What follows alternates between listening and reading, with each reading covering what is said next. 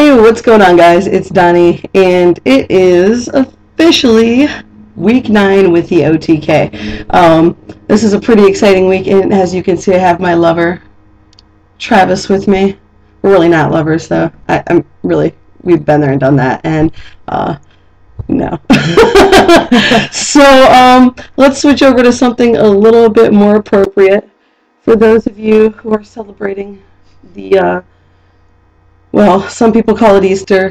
Cage called it earlier Zombie Jesus Day. I call it so they suppose that Jesus was reborn today. He wasn't stolen. Yeah. All right. The whole homily at church was about him being stolen today. So. Yeah.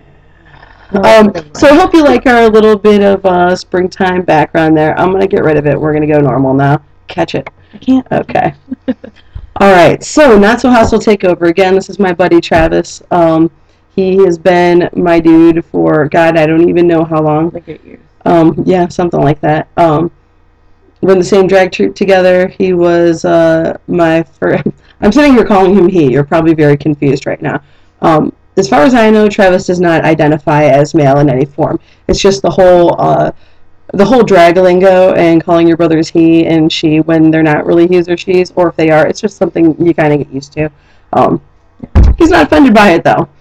So we will spare his real name unless he wishes to give it to you. So we're just going to touch on a couple things today. I'm going to kind of just run him down real quick before he starts. Am I your first trans friend? Difficulties with with other people in social settings or with family members that don't know that I'm necessarily trans, and how do you feel about my transition? So off to Travis. Okay. Well, as it starts with the first trans friend, he was not. Even though he's been my best friend for quite some time. We had other people transition before he did, though I did notice that he was going in that direction earlier on. I think he was just kind of holding back, not sure where to go with it. So, as being my best friend forever, it never really occurred to me, because he never talked to me about it. So, I suppose he was probably, I would say, the second? Yeah, my second trans friend, to begin with. So, yeah. Right on. And difficulties in social settings and with family. As I have been his best friend for quite a long time, family times especially, like trying to remember who to refer to him as his real name and the female connotations and whatnot. It's been real difficult. I accidentally called him his drag name in front of his mother, and then was like, oh shit. I think she caught that. No, I know. She wasn't paying attention. So there's been a couple occasions, and him himself has called me Travis, or referred to me as him to his mother, and that was interesting, because she calls me Crucky, as Mr. Waste does. Yeah. I think. So we when we go to family functions with his family, we tend to go, by our real names. We'll repeat our real names over and over and over and be like, okay. Practicing. She. So yeah, that's been difficult. And I haven't personally had bad experiences in public with him, with other, in other social circles. But I myself know that I've been recognized as male in bathrooms before. Like, I've had a gentleman in a restaurant tell me I couldn't go in the girls' bathroom. And then I turned around and he's like, oh shit. So I can see where that could be a problem, and I know how uncomfortable he is going into the women's bathrooms, and people do look at him, but I've never had anyone say anything to him while I was there.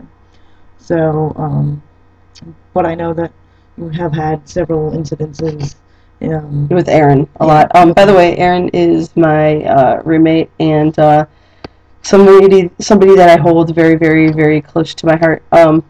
She is in the other room right now. I asked her to do this, but she's a little bit she's a little shy. So, but big ups to Ewick in the other room. But yeah. So how do I feel about Mr. Waste's transition? I think it's it's what he needs, because it's definitely something that I've seen him grow and embody in him, and I've seen him go through the patches where he hated himself completely, and because of what he saw, and I know that for his mental state, he has always been more of the masculine thought level. He's always had the mannerisms more so of a guy. So it was, even though I was surprised, I wasn't.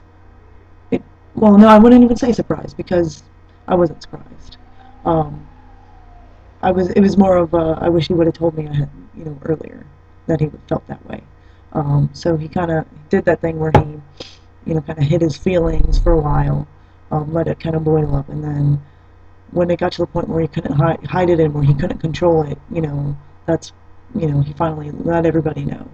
And so it's time, definitely, for him to get to where he needs to be to make himself comfortable. So, Word. word. You got anything else? I'll tell you. Wait. Knock, knock. You're gonna make Cage jealous. Oh, That was his thing. So it's like, oh, no. But all right. So this is Travis for Not So Hostile Takeover Week, and I'm Donnie kicking off your Sundays. News with me right now. Second therapy session this Wednesday. Big ups! I'm stoked. Cage, thank you so much again for the reference. She's amazing. If you guys need a therapist, talk to Cage or myself, and it's a cool deal. Other than that, no other big news besides Travis and I are getting ready to head to the Skunk in Warren to hang out with the Vega. And then Donnie gets to fall asleep on the way home, and I try not to pass because out. I have to work early. So, this is Donnie. And Travis. Nick Nasty. And we're signing out. Peace, guys.